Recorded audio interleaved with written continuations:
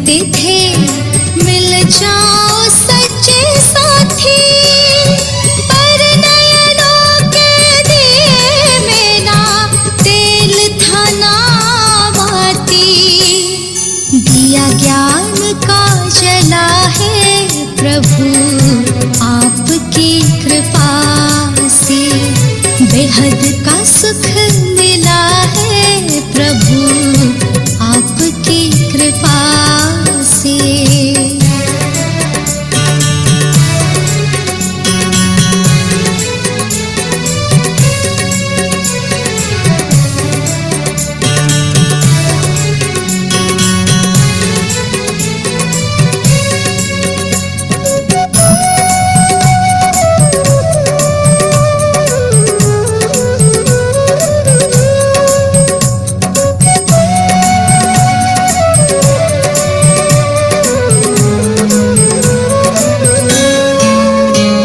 सुखी थी मन की धड़कन,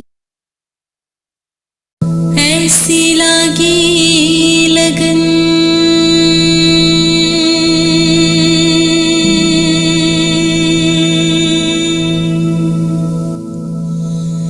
ऐसी लागी लगन,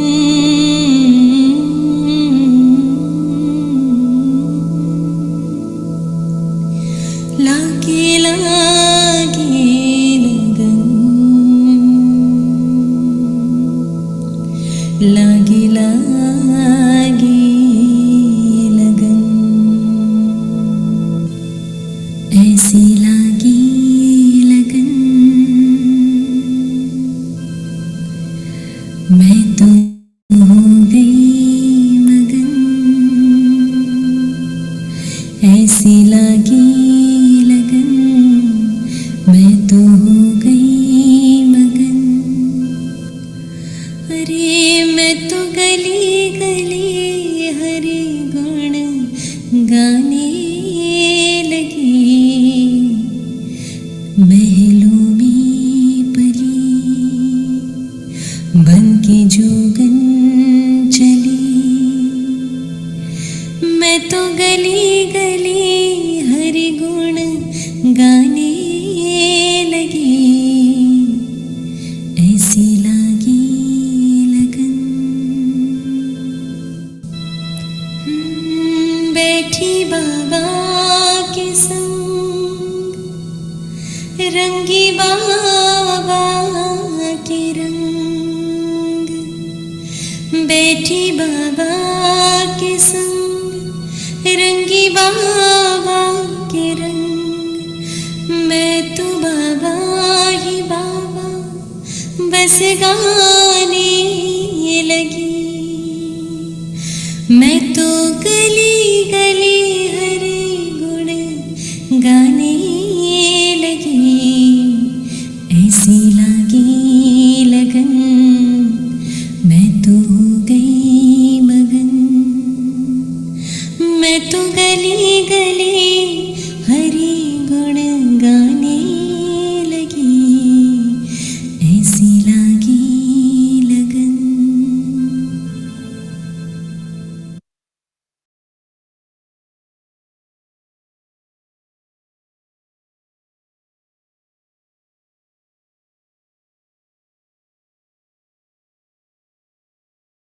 ओम शांति।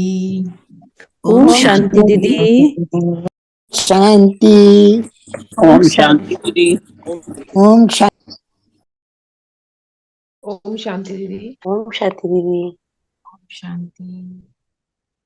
गीत सुना कि मैं गली गली हरि गुण गाने लगी। हरि, भगवान को हरि क्यों कहते हैं?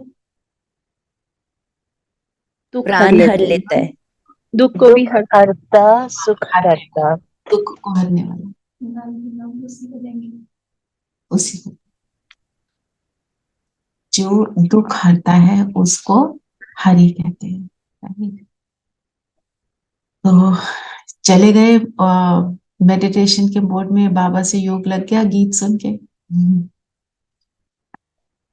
आज बाबा ने क्या बोला कि तीन बाप का राज सबको समझाओ। कौन है तीन बाप? लौकिक, लौकिक अलौकिक और पारलौकिक।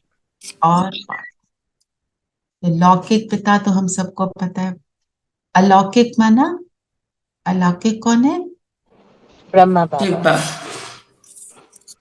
जो हमको अडॉप्ट करते हैं। और शिव बाबा पारलौकिक।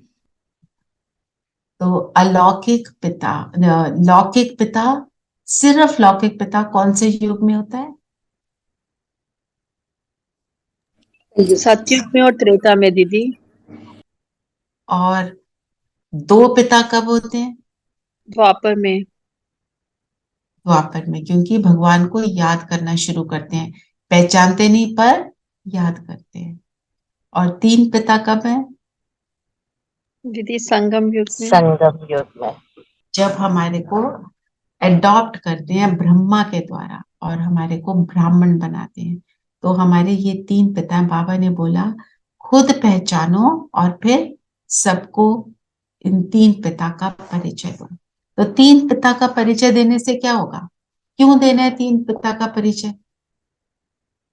तीन पिता के परिचय में सारा ज्ञान आ जाता है ना। तीन पिता का परिचय देंगे तो खुद का ज्ञान होगा, तभी तो हमें पारलौकिक पिता का ज्ञान होएगा। पारलौकिक पिता का ज्ञान, सब पारलौकिक पिता को याद करते हैं पर ना उनके नाम रूप देश काल किसी चीज को वो जानते नहीं हैं। तो जब उसका परिचय मिलेगा तो रियलाइजेशन क्या होगी? हम उसके बच्चे, तो मैं कौन, उसकी भी पहेली सॉल्व हो जाती है। और फिर अलौकिक पिता, जिसके द्वारा, अलौकिक पिता का क्या रोल रहता है संगम पर? अलौकिक पिता क्या है? क्यों शिव बाबा सिर्फ शिव बाबा कर दे? अलौकिक पिता क्यों चाहिए? क्योंकि उनका अपना शरीर तो है नहीं, वो रथ है, रथ है। हम्म, तो जब तक उनको तो याद नहीं करेंगे तो ज्ञान तो उनसे इनडायरेक्टली उनके उनको द्वारा। मिलता है। अच्छा, और एक हमारे लिए वो सैंपल की तरह है, फॉलो करने के सैंपल लिए। है। और एक वही उदाहरण। हमें अडॉप्ट करते हैं। और और बताओ, बिल्कुल सही बोल रही। वो और हमारे पिता, गुरु और शिक्षक। हाँ, पिता गुरु शिक्षक तो शिव बाबा हैं और हमें को ब्रह्मा के द्वारा सारा कुछ एहसास होता है। एक वो हमारे लिए सैंपल है। और फिर जब हम शुरू करते हैं ज्ञान को लेना, तो निराकार पर अपनी बुद्धि को टिकाना थोड़ा सा चैलेंज लगता है। तो साकार एक स्वरूप जो है हमारे सामने आ जाता है, जिससे हमारा योग हमारे को फिर इजियर हो जाता है ना। आज बाबा ने क्या बोला? याद करना मुश्किल सब्जेक्ट है। तो आज तो बाबा ने मुश्किल बना दिया। तो मुश्किल क्यों लगता है हमको? रीजन क्या है? क्योंकि दीदी रावण माया आ जाती है ना, और विकार पकड़ लेते हैं। और हम बहुत जन्मों से भूल गए हैं। भूले हुए हैं। और संस्कार क्या बन गया है? मैं शरीर। संस्कार में आ गया है मैं तो शरीर हूं। पता होते हुए, रियलाइज करते हुए हम फिर भी अपने आप को शरीर अनुभव करते रहते हैं। इसीलिए योग में यही मुश्किल आती है। तो इस मुश्किल को सॉल्व करने के लिए इस बार जो बाबा की सीजन की मुरली चली, बाबा ने क्या बोला? कौन सा हमने होमवर्क लिया इस बार?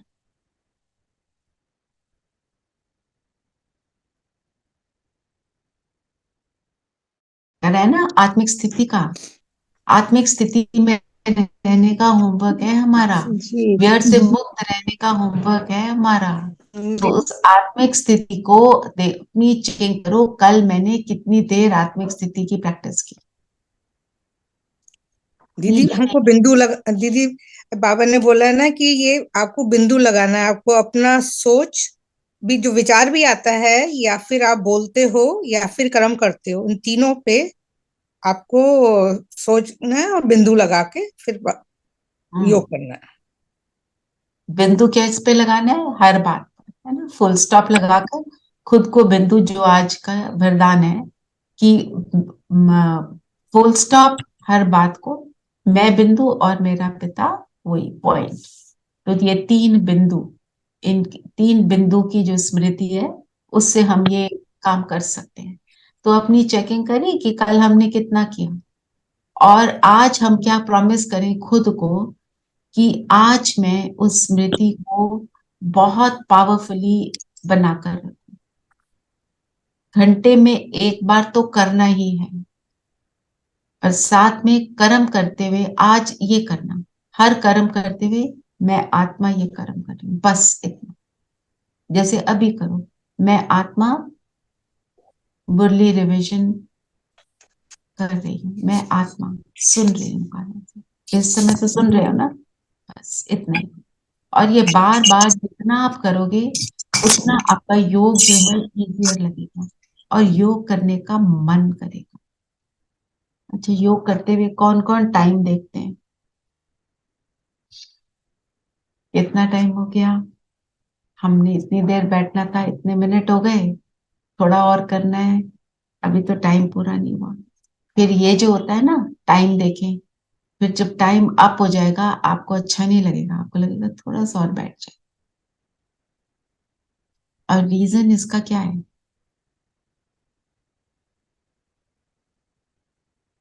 रीजन ये है कि हम शरीर के आकर्षण में आते हैं। जब हम आत्मिक स्थिति में होते हैं, शरीर के आकर्षण से दूर हो जाते हैं, तब हमारे को वो पिता से मिलने का सुख मिलता है। योग भी एक, योग का जो रस है ना, उसको जब एक बार अनुभव डीपली कर, जितना डीप मेरा अनुभव होता चला जाता है उतना मुझे उसको करने का मन करता है। हम क्या करते हैं दुनिया में, अपने जीवन में कोई भी कर्म जो करते हैं वो क्यों करते हैं? क्योंकि हमारे को सुख की, एंटरटेनमेंट की, रमणीकता की जरूरत फील होती है ना? और हम इसलिए कभी मूवी देखते हैं, कभी किसी से फोन पे बात करते हैं, कभी कहते हैं चाय लाओ, कॉफी लाओ, कुछ खाने को लाओ, क्योंकि उस चीज का मुझे रस चाहिए। खाने का रस है, कॉफी का रस है ना? पर जब योग का रस आ जाता है, फिर ये रस उसके सामने फीके हैं, क्योंकि ये अल्पकाल का है। आपने कॉफी पी, जरूरत से ज्यादा पी ली तो मुश्किल। आपने कुछ अच्छा टेस्टी खाया, जरूरत से ज्यादा खा लिया तो मुश्किल। पर योग ऐसी चीज है, इसका जितना रस डीपर होता जाता है, जितना गहरा होता है और जितना ज्यादा होता है, उतना उतना और लेने का मन भी करता है, और उतना मेरे को सुख बढ़ता चला जाता है। जो बाकी सुख है अल्पकाल का होने के अलावा, ज्यादा ले लो तो दुख देते हैं। ज्यादा खा लो तो दुख, ज्यादा पी लो तो दुख, ज्यादा मूवी देख लो तो दुख, ज्यादा फोन देख लो तो दुख, ज्यादा फोन पे बात कर लो तो दुख, क्योंकि फिर उल्टा निकलेगा मुंह से, फिर रिग्रेट करेंगे ये ना ही बोलते तो अच्छा था, है ना? तो सबसे बड़ा रस है योग का रस ना, जो हमारे को सुबह सुबह बाबा उसका अनुभव कराते हैं। तो आप में से कौन कौन सुबह उठते ही शेष संकल्प करते हैं? यस। और उसको पहले प्लानिंग करते हैं कि नहीं करते हैं? यस। Planning very important. और योग की भी प्लानिंग, मैंने आज के दिन योग में क्या करना है, मेरा प्लान हो, हफ्ते का प्लान बना लो, मैं ऐसे बैठूंगी और ये वाला अनुभव करूंगी। मैं आपको बताती हूँ भट्टी का, हमारी जो रिट्रीट हुई थी, साइलेंस भट्टी थी ना, हमारे को एक लाइन बोली, मैं परम धाम निवासी हूँ, ये योग कर। ऐसे लगता है एक लाइन, क्या योग लगेगा? पर परम धाम निवासी अगर मैं आपको बोलूं, आप क्या संकल्प रचोगे? मैं आत्मा बिंदु परम धाम में सुख शांति और आनंद में स्थित। अच्छा, मैं पवित्र आत्मा, मैं पवित्र आत्मा। और क्या बोलोगे? आत्मा के सभी गुणों में स्थित। हम्म, और बताओ, परम धाम की स्थिति के ऊपर बताते जाओ। आप शुरू करोगे ना, आपका अंत, बोलने का ही अंत नहीं होगा। बाबा के, शिव बाबा के नजदीक। मैं मैं मुक्ति में हूँ। मुक्ति। मैं बाबा की गोद में, मतलब खुशियों की गोद, प्यार की गोद, और सब में मतलब झूल रही हूँ। झूल रही हूँ। हाँ जी विजय बहन। मैं इस दुनिया से अलग बाबा के पास बैठी हूँ। दुनिया से अलग, यही तो करना है ना? ये कर लिया तो सब कुछ हो गया। और बताओ। मैं भी बिंदी, बाबा भी बिंदी, बिल्कुल। और मैं आत्मा परमात्मा से सर्वशक्तियां प्राप्त कर रही हूँ।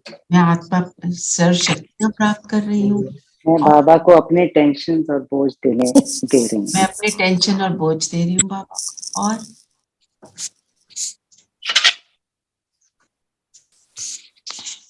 मैं बाबा की लाडली अपनी निज घर में बाबा के साथ हूँ। बिल्कुल, मैं लाडली। कितना सुंदर सेंटेंस है। और मैं शांतिमयी बनती जा रही हूँ दुनिया से अलग। बनती जा रही हूँ, बिल्कुल। और मैं बाबा को हर परिस्थिति में अपने साथ रखती हूँ, हमेशा मेरे साथ होते हैं।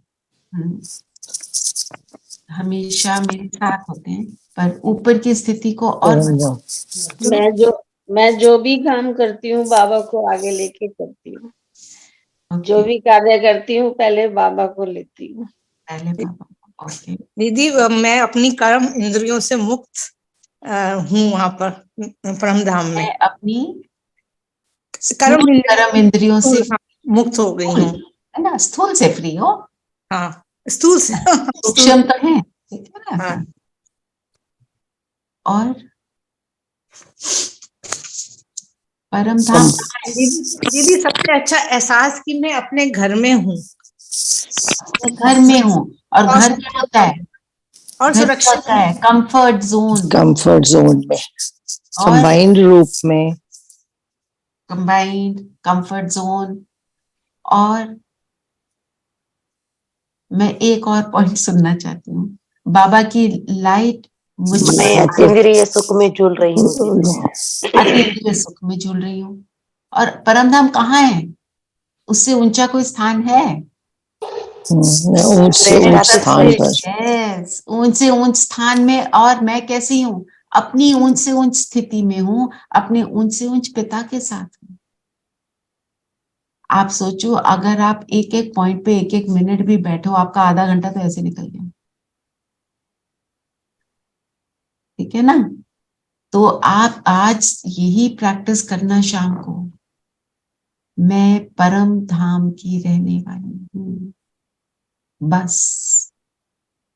और कुछ नहीं। आपने जो सोचना है उसके साथ, जो आपको भाए आप करो।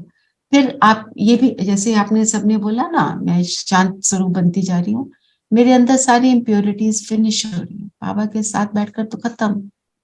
मैं अपनी संपूर्ण पवित्रता को अनुभव कर रही हूँ, मैं अपनी संपूर्ण शांति की स्थिति को अनुभव कर रही हूँ। कोई भी स्थिति को ले, मैं निश्चिंत हूँ। जो भी आपको लगता है मुझे जरूरत है, उस स्थिति का कंप्लीट अनुभव। मैं सहन शक्ति से संपन्न बनती जा रही हूँ। ऊंचे है ना दीदी? मैं शांत स्वरूप आत्मा हूँ। राइट। तो सहने की शक्ति जो है इस संगम युग पे बहुत जरूरी है ना? आप में से कौन कौन समझते हैं कि बहुत सहन करना पड़ा इस जीवन में? कोई है जिसको लगता है मैंने कुछ भी सहन नहीं किया? कोई नहीं होगा। नहीं दीदी, सहन होता नहीं था, लेकिन जब से बाबा के ज्ञान में आया ना, तो सहन अब करते हैं है ना? तो आप ये क्योंकि सहने की शक्ति इस मोमेंट पे, इस युग में बहुत जरूरी है। उठते ये संकल्प करो, मैं सहन शक्ति से संपन्न हूँ। जो जितने भी हम हैं, हम देखें हमारे सामने कोई ना कोई परिस्थिति है। किसी के ऑफिस में आई तो किसी के घर में है, और किसी की अपनी है क्रिएटेड, जो भी है ना। कोई बात है जो मुझे बार बार उसमें उसके आकर्षण में लाती है। विकर्षण हो या आकर्षण हो, बात तो वही है। तो जब हम सहन शक्ति को पूरी तरह से समझ भी लेते हैं और उसको धारण कर लेते हैं, तो जो डे है वो ज्यादा पीसफुल हो जाता है। सहन शक्ति की परिभाषा बदल गई है। क्या है परिभाषा, बताओ नीरू भाई। पहले हम सहन शक्ति मतलब हमें लगता था, हम अपने आप को ही बोलते थे कि मैं इतना सहती हूँ, और व्यर्थ संकल्प चलते रहते थे अंदर कि मैं कितना सहती हूँ और कोई नहीं सहता। लेकिन अब वो सहन माने फुल स्टॉप लगाना and move on. Move on and सहने का मतलब क्या है? दूसरे को अंडरस्टैंड करना, समा लेना और अंडरस्टैंड, कि वो अपने संस्कारों के वशीभूत है। सहना इक्वल्स टू गिविंग लव। हाँ जी नीलम बहन, आप कुछ कहना चाहते हैं? हलचल में ना आना। हलचल में। और वो कब कर पाएंगे? हम किसका सबसे इजीली सहन कर लेते हैं? दीदी अपने बच्चों का। है ना? बस, तो हम कौन है? पूर्वज। तो सारी दुनिया की हर आत्मा, मैं भी बाप समान, मैं मास्टर गॉड, मैं मास्टर ब्रह्मा, है ना। बाबा हमको ये टाइटल खुद देते हैं। तो अगर मैं मास्टर गॉड, मैं मास्टर ब्रह्मा, तो हर एक आत्मा कौन हो गई? मेरा अपना है ना, मेरे को उसको सहन करना। ठीक है। और जो सबसे बड़ा चैलेंज बन के आता है आपके सामने, वो आपका सबसे छोटा लाडला बच्चा है। ऐसा सोच लो, वो सहन शक्ति बढ़ जाएगी, है ना। शुरू में लगेगा क्या ये तो हमें जरा पसंद नहीं, ये लाडला बच्चा कहाँ से है, पर है। लाडला बच्चा सबसे ज्यादा शोर मचाता है, लाडला बच्चा सबसे ज्यादा डिमांडिंग होता है ना। तो मेरा डिमांडिंग वाला बच्चा, तो ये है 3 बाघ की स्मृति से अब क्या याद रखना है? मैं बाबा का कौन सा बच्चा? मैं लाडला बच्चा, और बाकी सब मेरे लाडले बच्चे। ठीक है, ठीक है। तो बाबा ने बोला, बाबा बिल्कुल नया है। क्यों नया है बाबा?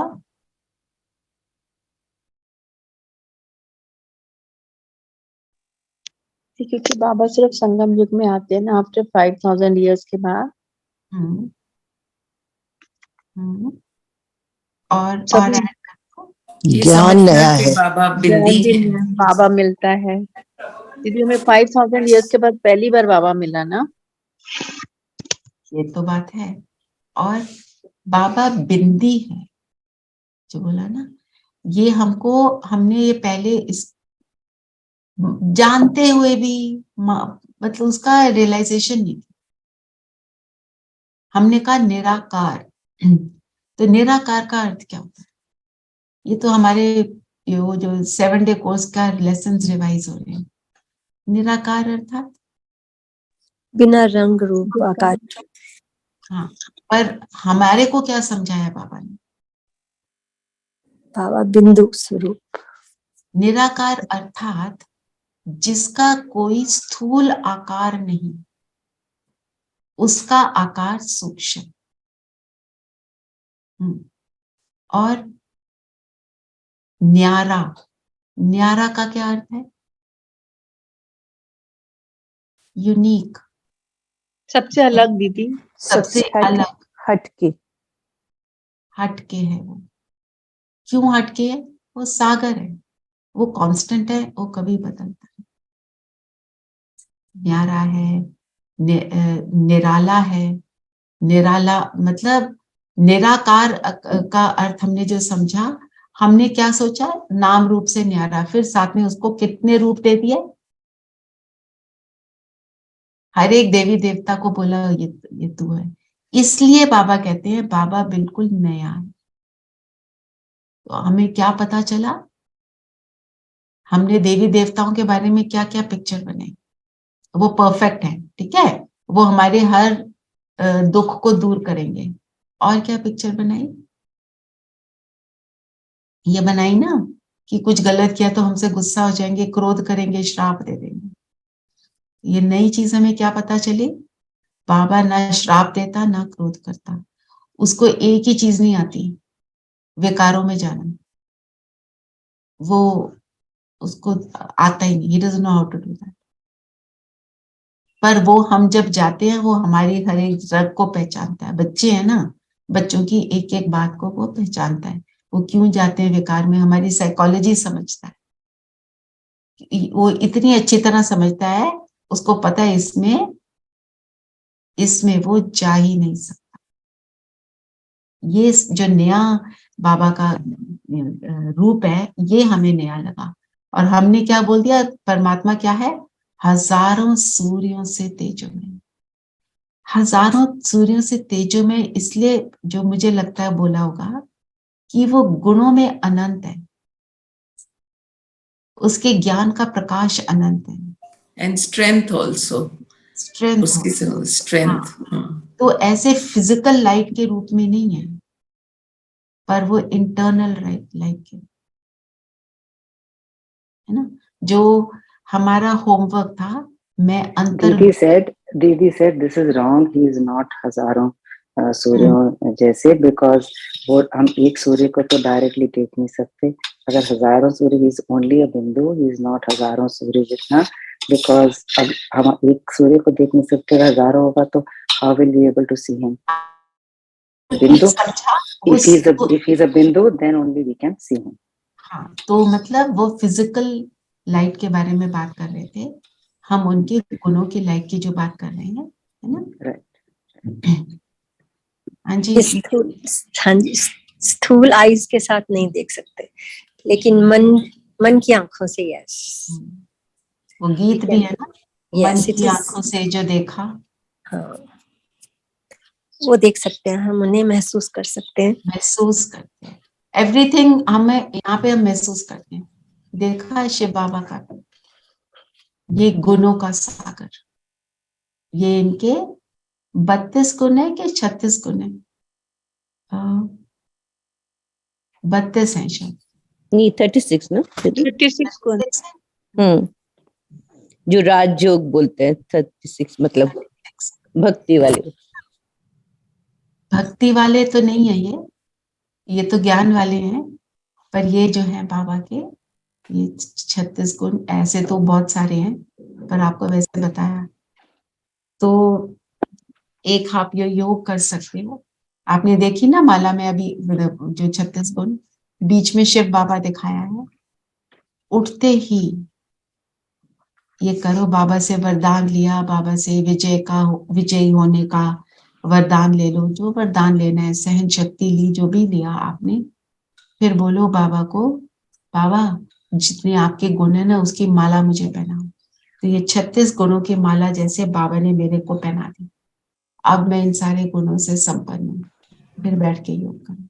ठीक है, अभी करते हैं 1 मिनट के लिए ताकि हम हाँ जी, दिनेश भाई आप कुछ कहना चाहेंगे? Good morning. I want to say that जो आपने पहले बताया ना कि हर चीज हमें लिमिट में करनी चाहिए, तो योग भी अगर हम लिमिट में करें तो ज्यादा अच्छा है। बैठक योग लिमिट में जी, हाँ, पर लिमिट में कौन सी चीजें करनी है? फिजिकल वाली जो हम चीजें अगर हम देखें अपने मन की स्थिति को तो हम निरंतर ठीक रखें, तो जो हम एक बैठ के योग करते हैं, यस वो लिमिट में करना है क्योंकि हमने जीवन चलाना है, पर निरंतर अपने ऊपर अटेंशन देना, अपने थॉट्स पे अटेंशन देना, ये तो हम कर ही सकते हैं, और ये करते हैं तो हमारा जो फिजिकल काम है वो भी इजी हो जाता है ना। तो हमने कोई बैठकर इतनी देर योग नहीं करेंगे, उसकी कोई जरूरत भी नहीं है, पर हम निरंतर इस स्मृति में रहे, मैं कौन से वाली आत्मा हूँ, ये स्मृति रखने से हमारी स्थिति श्रेष्ठ हो जाती है। वो तो इनवॉलेंट्री हम हमेशा सोचते ही हैं, बट राइट आप ठीक सोचते हैं। हर चीज अगर लिमिट में करते हैं तो उसका रिजल्ट ज्यादा अच्छा होता है। करेक्ट, पर वही ना, लिमिट में हम क्या करेंगे, हम खाएंगे लिमिट में, योग भी लिमिट में भी करेंगे, लिमिट में, बात करेंगे लिमिट में, पर सोच तो एक ऐसी चीज है जो निरंतर चलती है, जो आपने बोला जी इनवॉलंटरली चल रही है। बस उस सोच पे मेरा अटेंशन रहे कि मेरी सोच जो है नेगेटिव में ना जाए, पॉजिटिव में रहे। Yes you are right.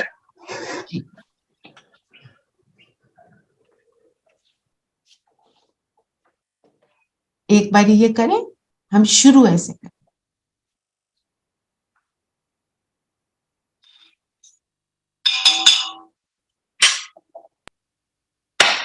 आपको ये पिक्चर दिख रहा है? You can start your day. Feel करें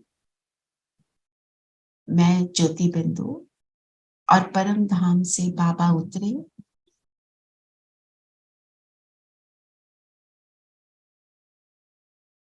ब्रह्मा तन में आए और आ गए मेरे सामने।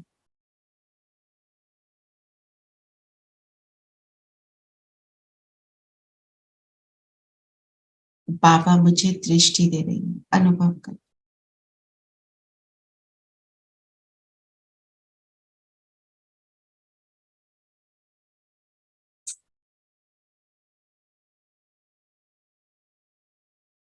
और दृष्टि देते हुए बाबा ने मुझे सर्व गुणों की माला पहनाई।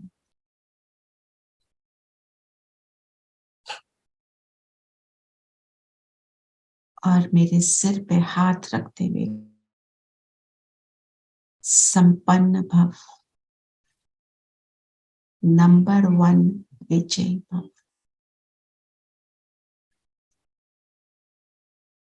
और अभी हम सब अपने आप को इन सद्गुणों से संपन्न देखते हुए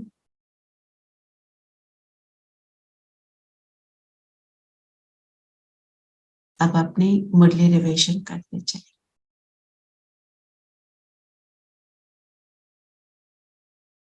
ओम शांति।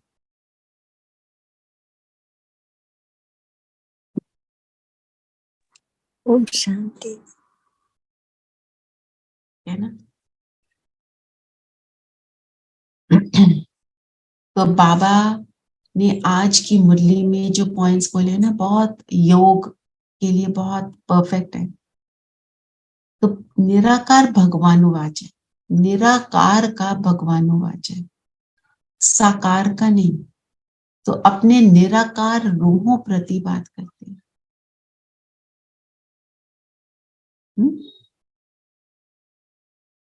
और क्या बोला बाबा ने? माया किसको कहा जाता है? 5 विकार दीदी, जो रावण के 5 विकार हैं। रावण। रावण का अर्थ क्या होता है? रावण 5 विकारों को कहा जाता है। आत्मा में ही 5 विकार हैं जिसका पुतला बनता है। रावण का अर्थ पता है? रुलाने वाला, है ना? रुलाता क्या है? विकार। और विकार कौन अपने अंदर ही क्रिएट करते हैं ना? क्रिएट करने वाला कौन? मैं। जब मैं क्रिएटर हूं तो मैं डिस्ट्रॉयर भी बन सकता। बाहर से कोई चीज आ रही है, उस पर मेरा कंट्रोल नहीं, मेरे ही अंदर से आ रही है तो मैं उसको करेक्ट भी कर सकता हूं। फिर बाबा ने बोला देवताओं को निर्विकारी पने का नशा है। निर्विकारी पने का नशा क्या होता है? जो निर्विकारी है वो कैसा है बताओ, उसकी स्थिति क्या है? श्रेष्ठ है, स्टेबल, देवता समान, देवता ही है। देवता, हाँ। और उसका नशा क्यों है? दीदी क्योंकि उसने संगम युग में इतना पुरुषार्थ किया कि वो उसका जो पुरुषार्थ है उसको वो उसी का ही वो भोग रहा है, उसका नशा है। तो जो देवता हैं, जो हमारे को दादी जी बताते हैं, उन्हें तो वहां की इमेजेस दिखाई देती थी। देवता हैं, उनके पांव, नीलम बहन आप कुछ कहना चाहते हैं? यस, नशा मीन्स सुध बुध खो बैठना, तो उनको बाकी विकारों का सुध है ही नहीं। सुध ही नहीं है, बिल्कुल, बहुत अच्छा बताया। तो क्योंकि उनको विकारों का सुध नहीं है तो उनका पांव जैसे चलता है, जैसे खुशी में एक एक पांव, खुशी में एक एक एक्शन, खुशी का एक एक दृष्टि वृत्ति पूरी उनकी वैसी होती है। क्यों? क्योंकि विकार नहीं है।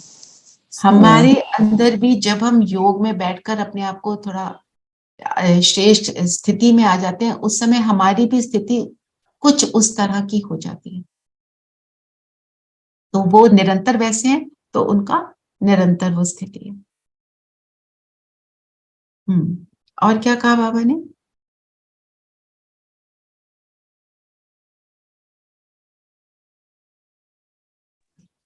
दीदी निर्विकार का मतलब विकार नहीं होना या आकार नहीं होना? विकार नहीं होना, विकार नहीं होना, ठीक है। फिर बाबा ने एक बात बोली ना, आज योग की बहुत सारी बातें हैं वो योग में ही लेंगे। नीचे नहीं रहना, बाबा ने बोला याद शिव बाबा को करना है, वो ऊपर रहने वाला है। बुद्धि में शिव बाबा याद रहे, नीचे नहीं रहना, बुद्धि ऊपर रहे। इसका मतलब क्या?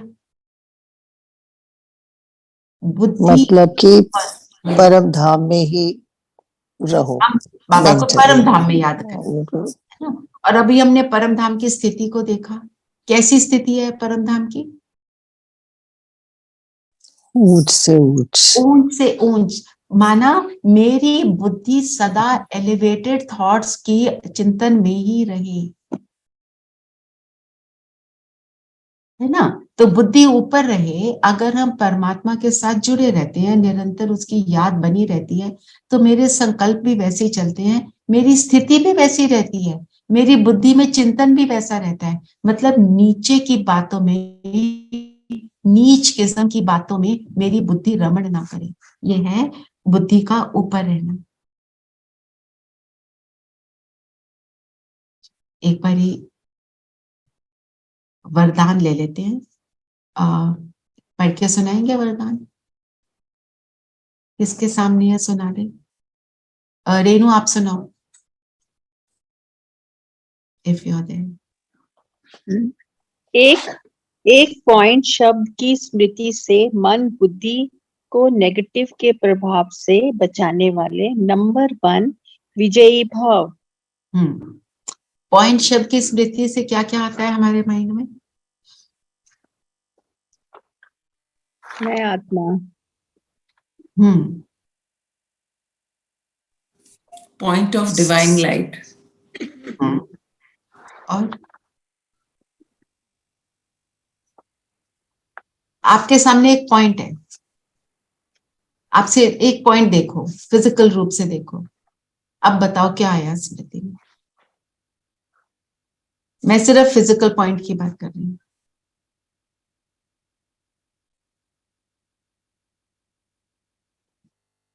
Full stop. ओके, और इनफाइनाइट। इनफाइनाइट, ओके, और पॉइंट कितना सिंपल है, लगाना कितना सिंपल है, टेढ़ा मेढ़ा रास्ता नहीं है, टेढ़ा मेढ़ा रास्ता नहीं है, बिल्कुल सीधा, बस एक पॉइंट। और प्रिसाइज, प्रिसाइज, सार रूप। सारी चीजें किससे लगती हैं? आत्मा से, और उसको जिस भी तरफ से देखो वैसा ही दिखता है, सब एक से दिखेंगे। और उसको लगाना इजी। बीज रूप, बीज रूप। मेरी लाइट चली गई दीदी, मैं सुन ही नहीं पाई। ओ, अभी आई। ओके, कोई नहीं, आप रिकॉर्डिंग भी में बाकी सुन लेना जो आपने मिस करा ना जी, ठीक है ना। तो ये है एक पॉइंट शब्द की स्मृति से मन बुद्धि को नेगेटिव प्रभाव से बचाने वाली। तो जब हम पॉइंट लगा देते हैं, मतलब फुल स्टॉप लगा देते हैं किसी बात को, तो उसके प्रभाव से फ्री हो जाते हैं, पर ये लगाना हमें मुश्किल लगता है। तो इसकी प्रैक्टिस कैसे करनी है, हमने एक बार पहले भी करी थी कि गीत लगाया स्टैच्यू बने, गीत लगाया स्टैच्यू बने, करा था ना। और अब हमको आज हमको क्या करना है, कोई भी काम आप कर रहे हो, आप अपने आप को बोलो full stop, just stop, wherever you are, just stop. आप सपोज कोई बहुत इंटरेस्टिंग चीज आप टीवी पर देख रहे हैं, पता नहीं आप में से कितने देखते हैं टीवी, और आपको पता चले कि नीचे आपके घर के बिल्कुल बगल में फायर पोल के ऊपर जो इलेक्ट्रिक पोल है उस पर फायर लग गई, आप देखते रहोगे कि स्टॉप हो जाओगे, स्टॉप हो जाओगे ना। तो आप हर कर्म में ये सोचो आई हैव टू स्टॉप, बहुत बारीक करो कि मैं ये एकदम stop, nothing, I am not going to think anything, just try doing it. आप छोटी छोटी बातों में करोगे तो बड़ी बात होगी, उसमें भी आप स्टॉप लगाकर अपने आप को फ्री कर पाओगे। क्योंकि हम सबकी ये कंप्लेंट होती है कि there is such a flow of thoughts, मैं उसको रोक नहीं पा रही हूँ। तो ये प्रैक्टिस हमको करनी है, आज का होमवर्क। ना रिवर्स ना फॉरवर्ड, इन द न्यूट्रल, बिल्कुल just stop, be in the now, then only you will be able to take care of now. ठीक है, इससे कुछ भी काम हो, pleasant unpleasant, many times you have to do.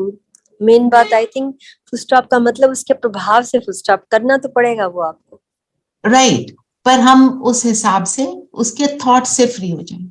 हाँ, जैसे आप अगर कड़छी चला रहे हो, आप दाल बना रहे हो, जो भी XYZ चीज बना रहे हो, और साथ में करते हुए आप क्या क्या सोच रहे हो, अपने आप को बोलो स्टॉप, हाँ, we have to say yes, whatever you are doing focus on that, just stop, हाँ, be in the now. I don't mean कि अपना काम रोक दो, मतलब अपने उन थॉट्स को रोक दो। ठीक है, कुछ भी कर रहे हो आप, कुछ कर रहे हो, आप चाय पी रहे हो, बड़ा कॉमन है ये, बैठे हुए पता नहीं क्या क्या सोचे, आंखों में से आंसू भी आ गए, स्टॉप, ये वाला। ठीक है, कम से कम 5 बारी दिन में ये करना जरूर। तो पॉइंट्स इस तभी हम नेगेटिव से फ्री होंगे। नंबर 1 विजय, यही चीज है जो हमको नंबर 1 विजय बनाएगी। हमारा लास्ट का पेपर क्या है, नष्टो मोह स्मृति लब्धा, कि उस समय हम उस जो भी सिचुएशन है उससे फ्री हो पा रहे हैं ना। जैसे आप जब आपने सपोज, आप सब यहाँ पे कितने डॉक्टर्स हैं, आप कोई सर्जरी कर रहे हो या कोई आप बहुत डिफिकल्ट स्थिति वाले पेशेंट को देख रहे हो, उस टाइम पे you can not afford to think of anything else, आप उस पर 100% फोकस लगाकर बैठे। आप सोचोगे कुछ और नहीं, क्योंकि आपको मालूम है कुछ और सोचा तो ये जो है पेशेंट, इसकी लाइफ थ्रेटन हो सकती है, या इसको बहुत ये मुश्किल आ सकती है, तो आप कुछ और नहीं सोचोगे।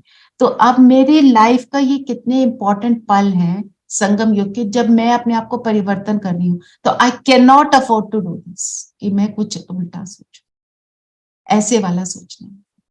ठीक है, हम ये आज करेंगे सब, 5 बार करना, ज्यादा हो सके तो ज्यादा बार करना, ऐसे प्रैक्टिस हो जाती है। नहीं तो हम बातें, अब ज्ञान सबको समझ आ रहा है, पर हम तो प्रैक्टिकल में करेंगे तभी हमारी रिवीजन का पॉइंट है, तभी हम नंबर 1 विजयी। कोई भी संकल्प बोल व कर्म व्यर्थ है तो उसे पॉइंट लगा दो, तब नंबर 1 विजयी बन सकेंगे। माया के स्वरूपों को पहचानो, सीजन को पहचानो, सीजन किसका है, संगम युग का, स्वयं को सेव करो। जो वो गीत है ना, समय की पुकार है, तो सीजन कौन सा चल रहा है, हार्वेस्ट का सीजन है। बाबा कह रहे हैं सारे फल तोड़ कर रखो, है ना। हार्वेस्टिंग करते हैं तो क्या करते हैं, सारे जो भी खेती बाड़ी होती है सारी कटिंग करके फिर पूरा उसको सारा साल चलाते हैं, कोई 6 महीने चलाते हैं, कोई 2 महीने चलाते हैं। तो अभी वो टाइम है। फिर स्लोगन क्या है, संगम पर जिन्हें सेवा का श्रेष्ठ भाग्य प्राप्त है वही पद्मा पदम भाग्यवान है। तो हम सबको सेवा का भाग्य प्राप्त है कि नहीं? कैसे कैसे सेवा कर रहे हैं? अपनी स्थिति से सबसे पहले बिल्कुल, हमारी वाइब्रेशंस। एक्चुअली हमारी स्थिति ही सेवा करती है।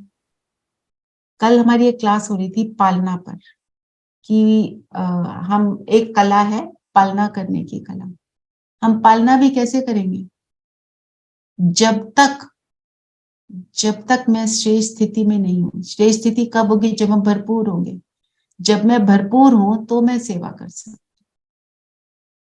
कोई मुझ पर बार बार क्रोध करता है, क्यों करता है? क्योंकि वो परेशान है। क्योंकि उसके अंदर वही भरा हुआ है, नेगेटिव। तो मैं अगर फुल हूं तो मैं उसको दे पाऊंगी। हम कहते हैं वो मुझे दे, वो कहता है तुम मुझे दो। तो हमें तो बाबा का ज्ञान मिल गया तो हम दें ना। ऐसे हमको अपने लिए ये याद रखना है। तो हम पद्मा पदम भाग्यवान है, क्योंकि जैसे बाबा ने बोला सीजन है, इस सीजन को पहचानो और अपने ऊपर काम करो।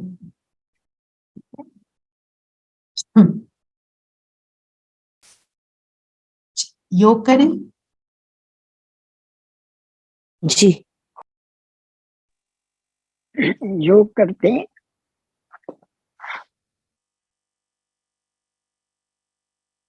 तो मैं मुरली से ही कई लाइंस लूंगी।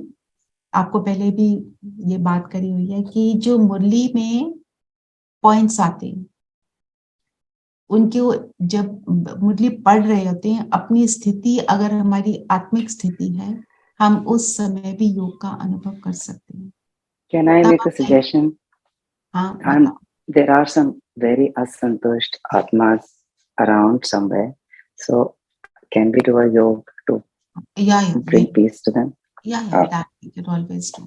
We always do that, but and में तो हम सबको सकाशी देने का करते हैं, चाहे 1 मिनट करें, पर हम जितने हैं सब मिलकर करें तो वो 1 मिनट उतने से। चलिए सभी कंफर्टेबल होकर बैठेंगे।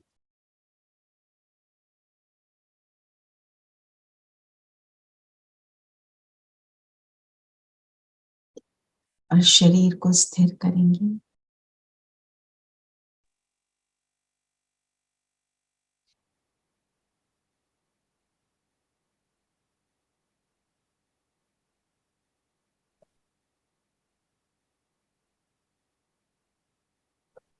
और स्वयं को आत्मा निश्चय करें।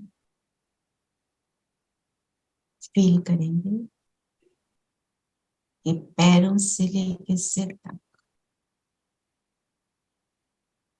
मैं सारी एनर्जी को इस ज्योति बिंदु में फोकस कर।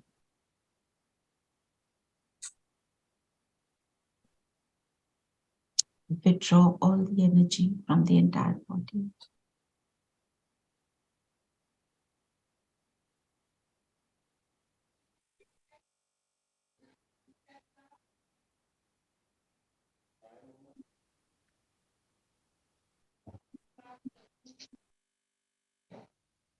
मेडिटेशन करनी है। जैसे आज बाबा ने कहा,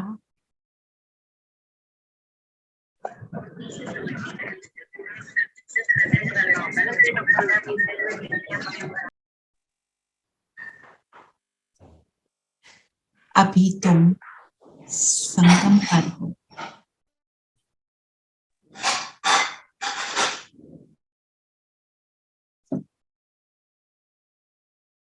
नई दुनिया स्थापन हो रही है, उसके लिए तुम पुरुषार्थ कर रहे हो। अपने आप को देखिए, मैं ज्योति बिंदु सितारा हूं।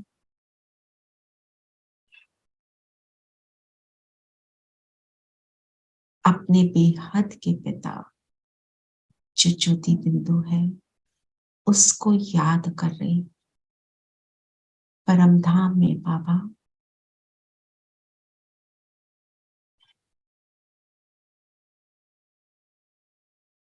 मैं आत्मा अपने पिता को याद करती हूँ, क्योंकि ये दुख की दुनिया अब सहन नहीं होती। तो चले परम धाम उस पिता के पास।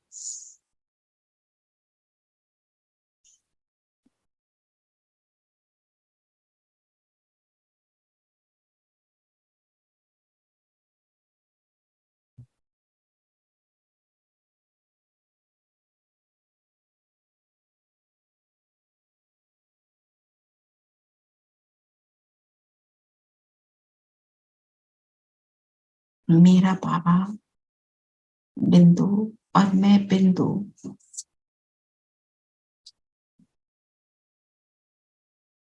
उसके बिल्कुल सानिध्य में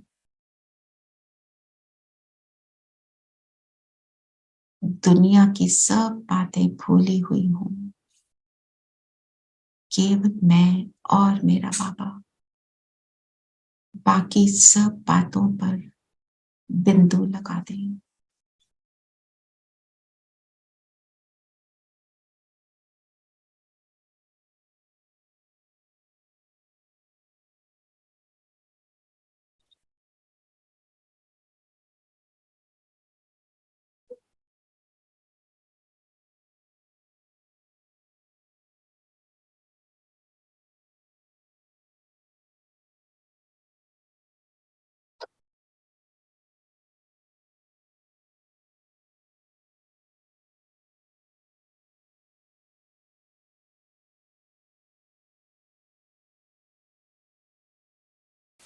ये परम धाम का नजारा, बिंदुओं का देश,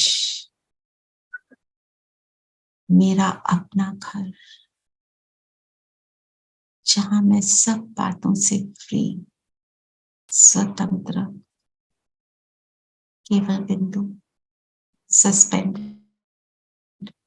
अपने घर के कंफर्ट में, अपने माता पिता के पास, उनकी प्रोटेक्शन में, उनके सानिध्य।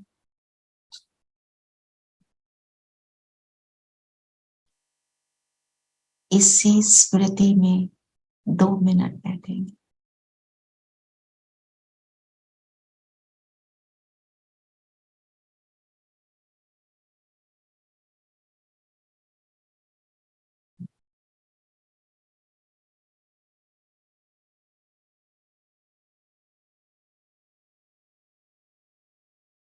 बहुत लंबी जर्नी, इतने जन्मों की जर्नी के बाद यहाँ आकर हम रिलैक्स हुए।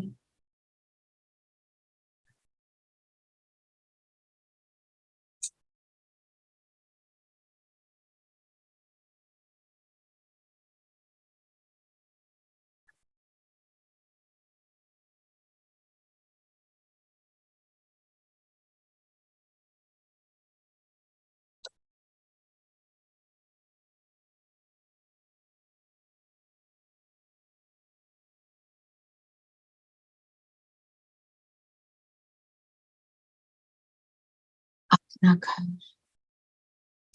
शांति का घर, डीप साइलेंस का घर, एक ही संकल्प, मैं और मेरा बाबा। न चिंता न फिक्र,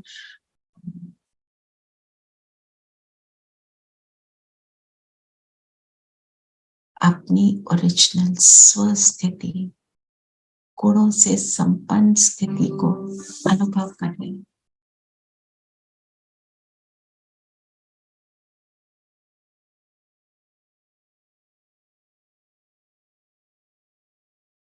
यहां से सूक्ष्म लोक आ जाएं।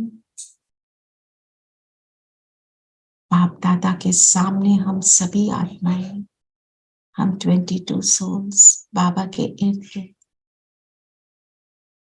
बाबा ने हमारे लिए बहुत सुंदर आसन बनाए हैं। यहाँ बैठ जाए और बाबा ने सभी आत्माओं को इमर्ज किया, सभी परेशान आत्माओं को इमर्ज किया। सबके सूक्ष्म रूप हमारे सामने हैं। हम सब बाबा का हाथ अपने सिर पर अनुभव करते हुए